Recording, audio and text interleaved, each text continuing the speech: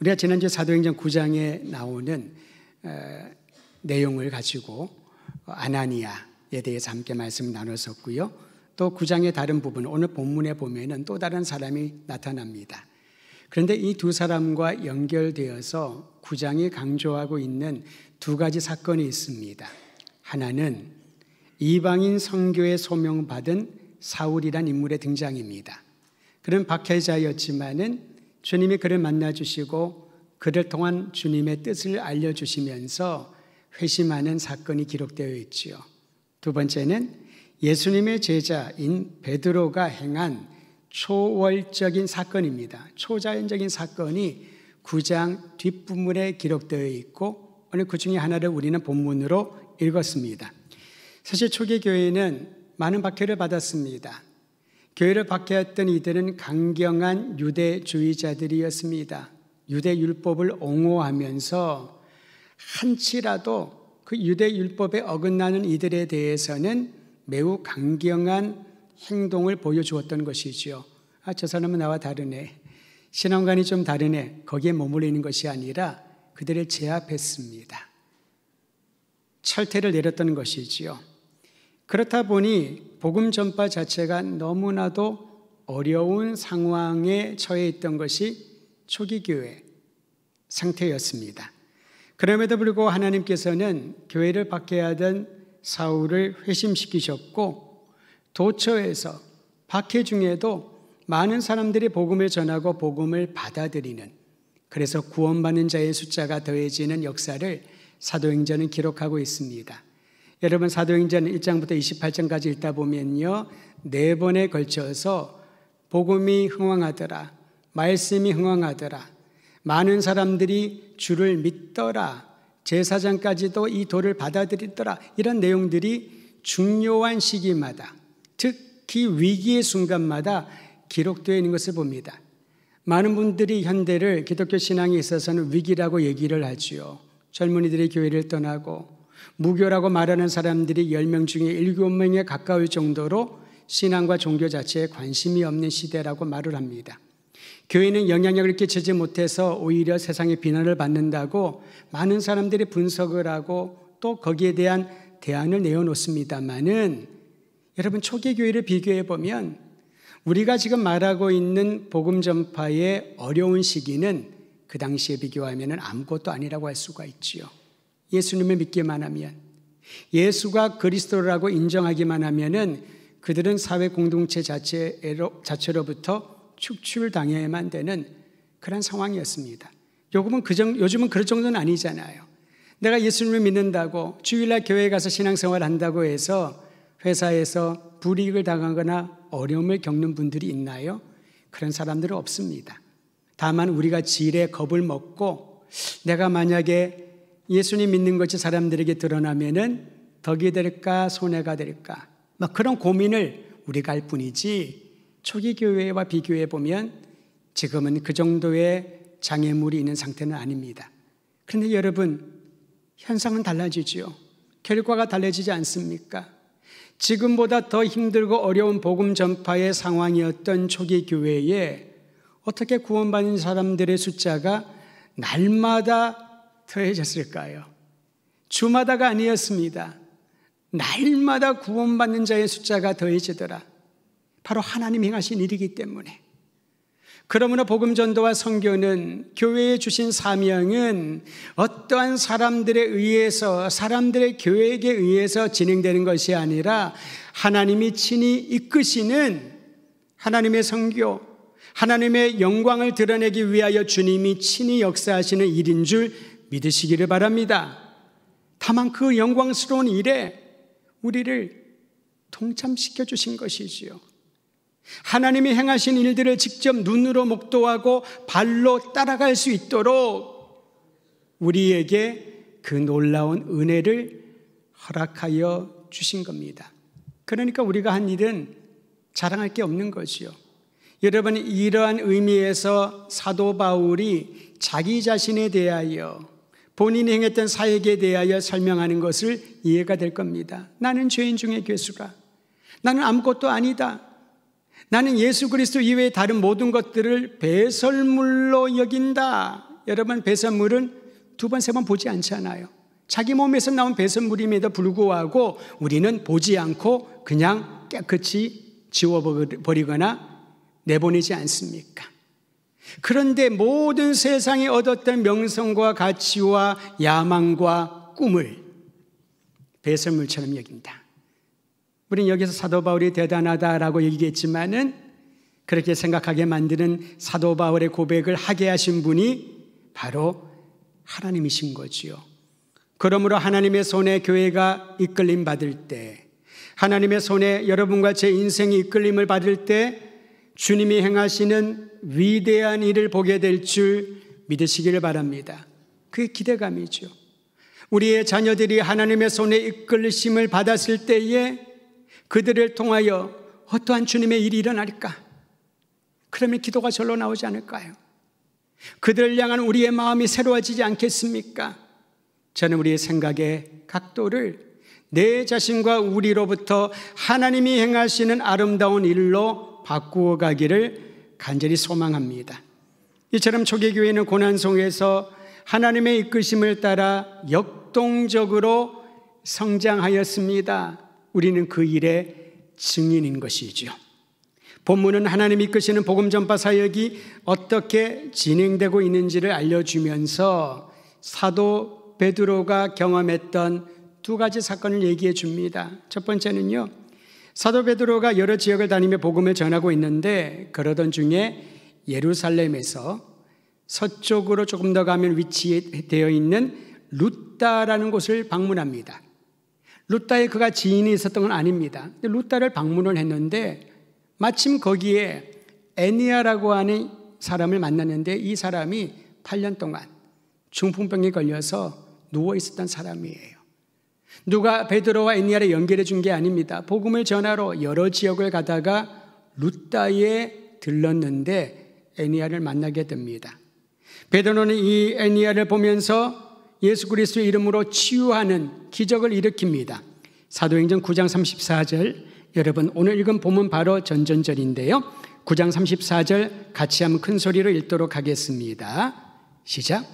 베드로가 이르되 예수 그리스도께서 너를 낫게 하시니 일어나 네 자리를 정돈하라는데 곧 일어나니.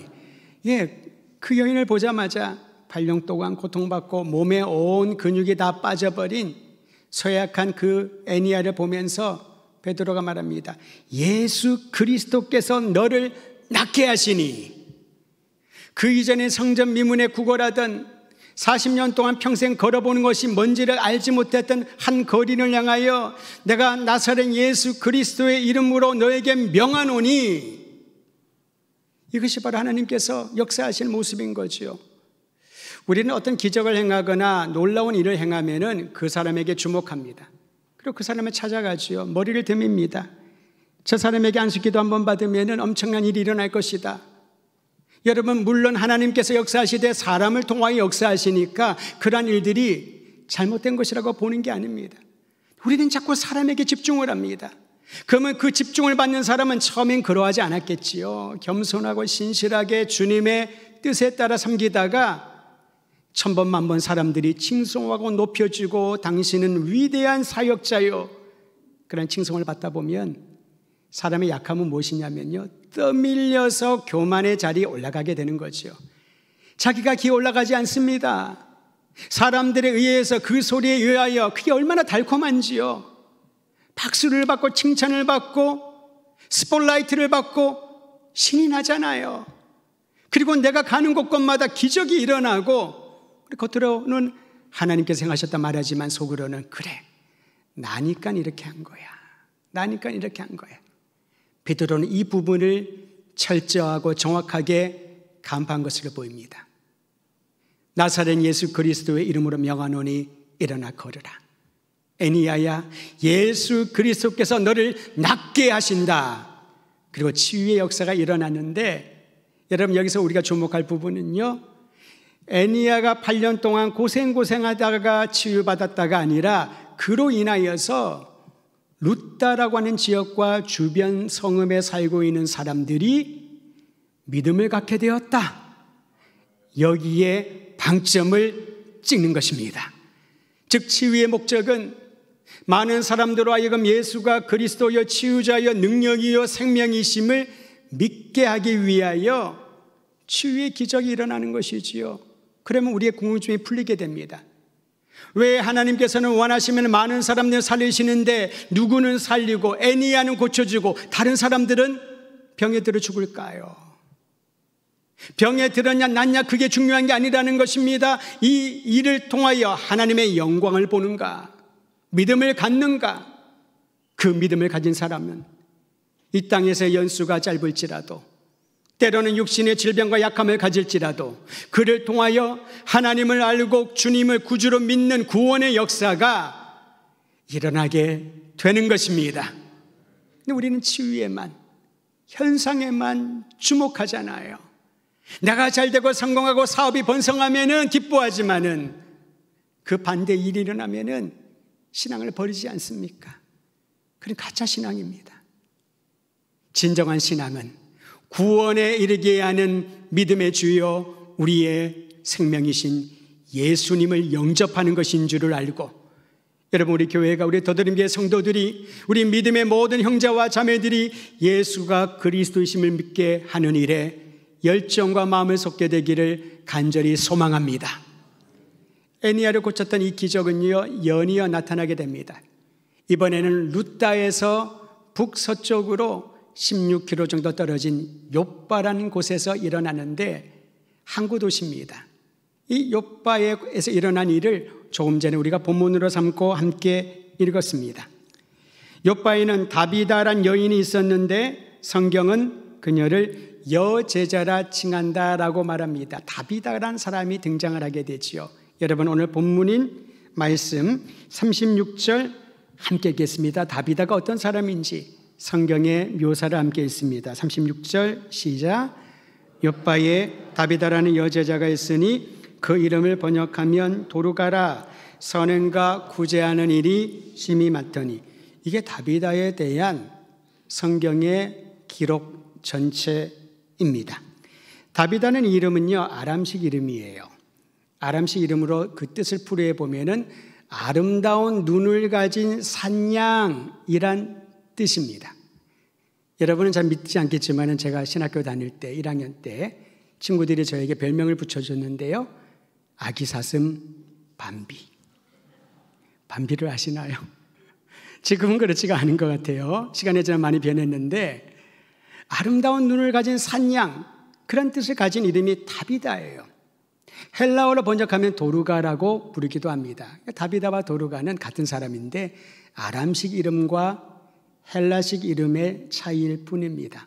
그런데 이 이름을 보면요 우리는 추측을 하게 되지요. 다비다는 눈이 예쁘고 정말 아름다운 외모를 가진 여인이었을 것 같아. 그럼 우리가 추측을 하게 되잖아요. 근데 성경을 읽다 보면요 다비다가 아름답고 귀하다고 하는 것은 그의 외모에 있는 것이 아니라 다비다의 행실에서 묘사되고 있는 걸 보게 됩니다. 외모가 아름다운 것도 참 아름답다 얘기를 하죠. 근데 여러분 행실이 아름답다 그런 말은 들어본 적도 없고 잘 사용하지도 않잖아요. 근데 다비다가 그런 아름다움을 보여주는 사람이었다는 것입니다. 특히 그녀는 선한 일과 가난한 사람을 돕는 일에 열심이었습니다. 이게 딱 성경의 묘사입니다. 특히 욥바에 살던 많은 과부들을 그녀는 도왔습니다. 당시 사회 정황상 과부들은 가난하고 보호받지 못한 불안정한 상태에 있었지요. 그들을 섬기고 위로하고 돌보는 일을 지속적으로 했던 다비다. 그 이름처럼 아름다운 행실을 보여준 여인이라고 욥바의 소문이 자작이 났었습니다. 그렇다고 해서 다비다가 거대한 구제 프로젝트를 진행한 것이 아닙니다. 우리는 참 일을 좋아하잖아요. 뭐 하다가 잘 되면은 사람들을 모아서 프로젝트 한번 만들어 보자. 멋진 일을 한번 만들어 보자. 구제 사역을 잘해보자. 어떤 일을 해보자. 그리고 거기에 대해서 보람을 느끼고 즐거워하지 않습니까? 그럼 다비다는 정반대였습니다. 다비다는요 속옷과 겉옷을 만들어 줬다고 합니다. 과부들의 속옷과 겉옷, 가난한 사람들의 그 옷들을 지어주면서 이 바느질에 좀 은사가 있었던 것 같아요. 정말 사소하다고 볼 수 있는, 그렇게 눈에 띄지 아니하는 섬김의 일을 생활에서 꾸준히 해왔던 것입니다. 여러분, 그러기에 이 다비다를 여제자라고 칭했던 것이 아닐까 싶습니다. 우리가 생각하는 제자도 제자의 삶은 어떤 삶일까요? 멋지게 봉사하고 멋진 사역을 하고 좋은 결과를 내고 많은 사람들이 알고 인정받는 그게 진정한 제자의 모습일까요? 많은 사람들이 베드로를 수제자라고 칠컸는데 베드로가 가장 많이 나오고 연령별로도 좀 연장자라서 그랬던 것 같습니다. 근데 저는 수제자라는 말을 잘 사용하지 않습니다. 그 말 자체가 우리가 만들어낸 것이지요. 성경 어디에도 베드로는 수제자였다 말 없습니다. 선임제자였다 그런 말도 없습니다. 우리가 만들어 놓은 말들입니다. 그냥 제자지요. 그 제자는 어떤 삶을 살 사람이었을까? 예수님이 몸소 보여주신 그 삶을 그대로 실천하는 사람. 예수님은 병든 자를 고쳐주고 죽은 자를 살리고 가난한 자들에게 위로하고 버림받고 죄인들의 그 자책과 자괴감을 치유해주고 굶주린 영혼들을 먹여주시면서 홍보하지 않으셨습니다. 내가 이 정도 엄청난 일을 했으니 너는 나를 믿으라 그렇게 말씀하지 않으셨습니다. 가장 낮은 곳으로 빛이 없고 암울한 그곳까지 예수님은 친히 내려가셔서 그들을 어루만져 주셨습니다. 왜 그러셨을까요? 제자들을 훈련시키기 위하여. 얘들아, 너희도 이렇게 해라.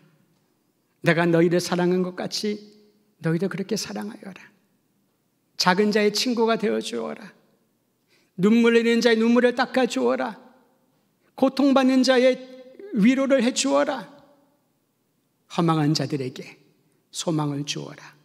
직접 네가 그 일을 하여라. 다비다는 예수님처럼 몸소 매일매일 일상에서 과부들을, 연약한 이들을, 가난한 이들을 섬기는 진정한 제자의 표상이었던 것입니다. 그러므로 제자도는요, 믿는 것과 행동이 같이 나타날 때 제자라고 할 수가 있습니다. 서로 사랑하라, 믿고 그대로 행동에 나타날 때 제자의 능력을 보여주는 것이지요. 사랑하는 성도 여러분, 나이가 들면서 하나의 습관들이 있는 걸 봅니다. 제가 전에는 안 그랬거든요. 근데 TV를 보다가 저 혼자 있는데 제가 막 얘기를 하더라고요. 저 주인공이 저러면 안 되는데. 저는 깜짝 놀랐어요. 그 모습을 이전에 저희 부모님에게서 보았고 조부모님에서 배웠는데 제가 그러고 있더라고요. 그리고 일상생활하고 목회를 하면서 교인들을 보면은 모를 거예요. 속에 있는 얘기를 다 하시더군요. 저 앞에서 다 들어요. 근데 본인이 누구한테 얘기한 것이 아니라 그냥 얘기를 하는 거예요. 말이 나오는 거지요. 자, 그걸 보면서 우리가 의식을 가지고 주의하지 않으면은 자기도 모르게 말이 먼저 나오겠구나. 행동보다. 의식을 가지고 말을 멈추고 행동으로 먼저 옮기는 것. 그래서 본을 보여주는 것. 그것이 진정한 제자의 훈련이거든요. 이번에 청년마을에서 수련회를 가지 않았습니까? 첫날 제가 참석을 했는데 아이들이 이제 성인이다 보니까 다 밥도 할 수가 있고 또 이번에 태국 학생들이 같이 가서 둘째 날은 태국 현지인들이 만들어주는 저는 그걸 못 먹었어요. 점심을 또 대접받고 아이들이 반응이 정말 맛있었다고 그런 얘기를 하면서 교제를 하고 말씀을 읽고 주님의 은혜를 구하며 돌아왔습니다. 근데 첫날 가면서 제가 그런 마음이 들었어요. 우리 아이들 이 20대 30대는 지나가잖아요. 40대 50대 내가 아무리 청년마을에 들어가고 싶어도 그렇게 환영받지는 못할 것 같아요. 이 아이들에게 뭐라도 해주고 싶은데 그래서 제가 아내하고 의논을 해서 첫날 저녁은 우리가 해주자. 물론 권사님들께 부탁하면 기쁜 마음으로 식사 다 대접 섬기실 거예요. 그런데 그냥 이 아이들에게 우리가 한번 해주자. 담임 목사 맨날 강단에서 말씀을 전하고 양육을 한다고 아이들을 격려하지만은 단 한 번도 직접 밥을 해준 적이 없었던 것 같아요. 그래서 밥을 하기 너무 부담스럽고 덥기도 하고 하니까 아이들이 좋아할 만한 것을 둘이서 시장도 보고 준비도 하고 그날 가서 요리라기보다는 그냥 뭘 해줬습니다. 즐겁게 시간을 보냈었어요. 그때 어떤 마음이 들었냐면은 정말 행복은 감동은 큰 데서 나오는 게 아닌데 마을에서 나오는 것이 아닌데 어떤 위치에서 지시하고 이렇게 해야 된다라고 가르쳐서 변화되는 게 아닌데 나도 그것을 말만 하는 사람이 아니었나 라는 생각을 하게 되었습니다. 사랑하는 성도 여러분, 평가하고 비평하고 판단하는 것은 아주 쉽습니다. 그리고 그게 자신도 모르게 입 밖으로 나올 수가 있죠. 그러나 그리스도인의 제자는 그런 자연스러운 우리의 말과 몸의 변화를 가로막는 사람입니다. 멈추는 사람입니다. 하고 싶은 말은 많지만 그 말보다 내가 더 섬기고 내가 더 모범적으로 제자의 길을 걸어가면 연약한 사람들이 조금이라도 위로받지 않을까? 우리의 자녀들이 작은아마 위로받지 않을까? 그리고 그들을 통하여 더 큰 일을 행하실 하나님을 기대하고 의탁하는 것이 우리 모두의 소망이 아닐까라는 생각을 하게 되었습니다. 다비다는 성경에 딱 이 부분에만 나오는 사람이지만 성경은 분명히 말합니다. 그녀는 그리스도의 제자였다고. 그녀는 선행을 하고 가난한 자들을 돌보는 그리스도의 마음을 품은, 그리스도의 사랑을 품은 사람이었다고. 전 이런 아름다운 평가가 우리 모두를 통하여 주님 배울 때 들려지기를 간절히 소망합니다. 그랬던 다비다가 병들어 죽게 됩니다. 사람들이 슬퍼합니다. 그녀의 장례를 치르기 위하여 시신을 씻어 다락방에 두었다라고 합니다. 그리고 사람들이 모여서 애도를 하는데 그녀의 도움을 받았던 많은 과부들이 다락방 2층 방에 얼마나 컸겠습니까? 다 모여들었던 것이죠. 그리고 그들은 거기에 멈추지 않았습니다. 얘기를 듣다 보니까 겨우 16km밖에 떨어지지 않은 룻다에 사도 베드로가 왔다는 소식을 듣고 베드로에게 요청을 합니다. 우리에게 와주십시오. 우리에게 와주십시오. 우리를 섬기고 사랑을 보여주었던 주님의 제자 다비다가 죽었습니다. 우리에게 와주십시오. 위로해 주십시오. 그러한 요청을 하지 않았나 싶습니다. 그 말을 들은 베드로는 서둘러 욥바로 이동을 합니다. 16km밖에 안 됐지만은 교통편이 안 좋았으니까 그래도 반나절 이상은 더 걸리지 않았을까 싶습니다. 거기에 도착하자 사람들이 베드로를 곧바로 다락방으로 옮기는데 그 다락방에 들어간 베드로는 깜짝 놀랐습니다. 많은 과부들이 모여 있는데요. 베드로를 보자마자 슬피 울면서 그들이 다비다에게 받았던 그 사랑, 속옷과 겉옷을 내보이면서 생전에 다비다가 우리를 이렇게 섬겼습니다. 너무나도 가슴 아픈 그 애통함을 베드로에게 고했던 것이지요. 그들은 위로가 필요했을 것입니다. 어쩌면 그들 중에 어떤 사람은 베드로가 이 죽은 다비다를 살리지 않을까 그런 기대하는 마음도 있었을지도 모릅니다. 그러나 성경은 거기에 대해서 명확하게 사람들의 기대를 기록하지 않습니다. 그 모습을 본 베드로는 모여있던 사람들을 다 밖으로 내보냅니다. 그리고 무엇을 했는지 40절 말씀 제가 한번 읽어드리겠습니다. 9장 40절. 베드로가 사람을 다 내보내고 무릎을 꿇고 기도하였다 라고 말합니다. 만약에 슬퍼하는 사람을 위로하려면 그들을 모아놓고 위로 예배를 드려야지요. 주님의 천국 소망을 전해야 되지 않겠습니까? 또는 어떤 기적을 행하려면 많은 사람들의 중보 기도와 함께하는 힘이 필요하지 않았을까요? 근데 베드로는 사람들을 다 내보내고 무릎을 꿇고 기도하였습니다. 여러분, 기도는 무엇입니까? 그 방향이 하나님을 향하고 있는 거죠. 기도는 무엇입니까? 내 원통함을 토로하고 내 마음에 있는 이 묶임을 해소하기 위하여 부르짖는 외침이 아닙니다. 기도는 그 방향을 하나님께 돌리는 거지요. 하나님, 이 많은 사람들의 애통함을 살피소서. 하나님, 진정한 주님의 제자였던 다비다가 이렇게 죽어 시신이 여기에 있나이다. 하나님을 향하여 그는 간절히 기도했을 겁니다. 기도의 내용은 분명히 모르지만 우리는 그 응답을 합니다. 기도 가운데 하나님께서 베드로에게 믿음과 확신을 주셨던 것이지요. 그리고 어떻게 베드로가 말합니까? 다시 한번 40절 말씀 큰 소리로 합독하겠습니다. 같이 읽습니다. 시작. 베드로가 사람을 다 내보내고 무릎을 꿇고 기도하고 돌이켜 시체를 향하여 이르되 다비다야 일어나라 하니 그가 눈을 떠 베드로를 보고 일어나 앉은지라. 우리는 베드로가 무엇을 말했는지를 보고 기도의 응답이 있었다는 것을 알게 되지요. 기도 가운데 하나님 확신을 주십니다. 다비다를 살려라. 그리고 그가 이제 하나님을 향하여 무릎을 꿇고 기도했던 방향을 돌이켜 지금 생명이 떠난 시신의 상태에 있는 다비다를 향하게 됩니다. 돌이켜 몸을 돌렸다라는 것이지요. 여러분, 우리가 어떤 일을 하든지 황망한 일을 겪게 되고 도무지 나의 힘으로 할 수 있는 것이 아무것도 없다라고 느껴질 때 거기에만 집중하고 어떻게 해야지, 어떻게 해결하지, 어떻게 내가 이 위기를 탈피할 수 있을지 거기에 집중하고 있으면은 그 강력한 힘에 빨려서 아무것도 하지 못하거나 세상적인 방법으로 그 일을 풀려고 할 것입니다. 그런데 바로 그 순간에 내 눈과 내 마음의 방향을 하나님께 돌리고 주여 나를 도우소서, 주여 내가 무엇을 하기를 원하나이까 무릎 꿇고 간절히 기도하면 주님의 응답이 임하고 이제 그 황망한 현장을 향하여 몸을 돌려 바라보게 되는 것입니다. 그게 오늘 읽은 말씀이지요. 베드로가 돌이켜 시신을 향하여 이렇게 외칩니다. 영어 성경은 어떻게 번역했냐면요, to the body, 그 몸을 향하여, 창백한 그 몸을 향하여 외칩니다. 다비다야 일어나라.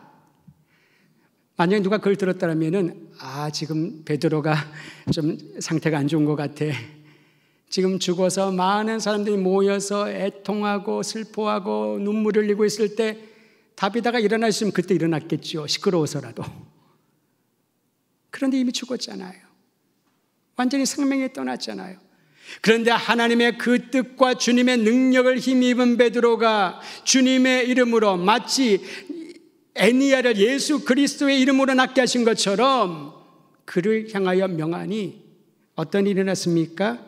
일어나 앉아 베드로를 보았다라고 합니다. 베드로가 그걸 보고 시급했을 거예요. 하나님이 행하신 일인 줄을 알고 그는 사람들을 불러 다비다가 살아난 것을 보여주었습니다. 이것이 바로 하나님 하시는 일입니다. 여러분, 사람들은 환호를 외치고 또 기뻐하고 박수를 치며 하나님의 영광을 올렸을 겁니다. 여러분, 이 정도 되면은요 아마 성경이 이 사건을 가지고 대서특필했을 겁니다. 예수님이 이 땅에 계실 때에 나인성 과부의 아들을 살리지 않으셨습니까? 야이로의 딸을 살리지 않으셨습니까? 죽은 지 4일이 지나서 벌써 부패가 시작하여 냄새가 나는 나사로도 예수님이 살리지 않으셨습니까? 바로 예수님이 계실 때에 죽은 자를 살린 것처럼 이제 제자들도 동일한 기적을 행한다. 여러분, 기사거리는 너무 좋지 않습니까? 또 사실이고요. 그러면서 베드로를 엄청나게 띄웠을지도 모릅니다. 어쩌면 이런 모든 기사와 소식들이 복음 전도에 도움이 될 것이라고 사람들은 기대했을 거예요. 그런데 성경은 어떻게 말합니까? 딱 한 줄 이 사건에 대하여 기록해 놓았습니다. 9장 42절 같이 읽겠습니다. 시작. 온 요파 사람이 알고 많은 사람이 주를 믿더라. 예수님이 나사로를 살리셨을 때에 요한복음 12장 11절에 보면 많은 유대인들이 이것을 보고 믿게 되었더라. 나중에 강경한 유대주의자들이 나사로도 죽이려고 하거든요. 왜냐하면 나사로 때문에 많은 사람들이 예수님을 그리스도로 믿게 되니까. 그렇습니다. 여러분, 죽은 자가 다시 살아나고 새 생명 얻은 것은 놀라운 기적이요 많은 사람들에게 충격을 줄 만한 사건입니다만 이 모든 것의 목적은 사람들이 예수님을 영접하고 구원을 얻게 하는 일에 맞추어져 있다는 것입니다. 저는 우리가 신앙생활하는 더드림 교회가 존속하는 그리고 주님 오시는 그날까지 우리가 걸어가야 되는 방향과 목적을 이곳에 이 일에 맞추기를 바랍니다. 무엇을 하든지 그것이 기적이든지 섬김이든지 다비다처럼 많은 사람들을 구제하고 아름다운 선행과 영향력을 끼치는 일이든지 무엇을 하든지 내가 속한 그 성읍의 사람들이 다 믿고 주변 사람들까지도 예수님이 그리스도이심을 믿고 영생의 소망, 새 생명의 감격을 누리게 되기를 우리는 목적을 분명히 하고 주님을 섬겨야 되는 거죠. 그러니까 때로는 내 마음을 상하게 하는 일들, 때로는 세상에 여러 가지 고민스럽고 어려운 장벽들 힘들지요. 그러나 목적이 분명한 사람은 그것을 뛰어넘을 수 있는 확실한 근거를 삼게 되는 것입니다. 우리는 이것을 믿음이라고 표현할 수 있을 것입니다. 사랑하는 성도 여러분, 다비다가 죽었다가 다시 살아났으니 얼마나 많은 사람들이 궁금했을까요? 다비다요, 죽은 그 상태에 며칠 동안 우리의 시간으로는 어디 갔다 왔습니까? 사실 그런 얘기도, 그런 책도 많이 있었잖아요. 천국을 다녀온 사람들의 이야기, 사람들은 막 그 사람 얘기에 열광을 하고 책을 읽고 교회마다 데리고 와서 간증하라 그러고, 제 평생에 아마 그런 일은 없을 것입니다. 물론 그들의 어떤 경험을 듣고 싶겠지요. 그래서 성경은 분명히 말합니다. 우리에게 주신 영원한 생명, 그것은 그리스도 예수를 믿는 자들에게 주신 것이요, 이 땅에 거하는 동안에 이것은 전부가 아니라 우리에게는 주님이 예비하신 처소가 있다는 것. 그것을 우리가 직접 목도하면 감격이 10배, 1000배, 10,000배가 되지 않겠습니까? 뭘 그렇게 아직까지 일어나지 않은 일에 궁금해하고 그것에 신앙이 왔다 갔다 할까요? 다시 살아난 다비다는 어떻게 살았을까요? 그대로 또 다비다는 죽었지요. 그녀가 살았을 때 했던 것처럼 가난한 사람들을 구제하고 섬기는 일을 더 열심히 했을 것입니다. 이에 덧붙여 자신에게 새 생명 주신 예수 그리스도의 이름을 더 강력하고 담대하게 확신을 가지고 전했을 것입니다. 왜냐하면 그녀는 경험했으니까요. 육신의 새 생명을 얻을 뿐만 아니라 영원한 생명의 주님이신 예수님 이외에는 삶에 소망은 없다는 사실을 다비다는 직접 목도하였기에 이 일을 듣고 알게 된 사람들은 예수님을 주님으로 믿는 일들이 더 많아졌더라.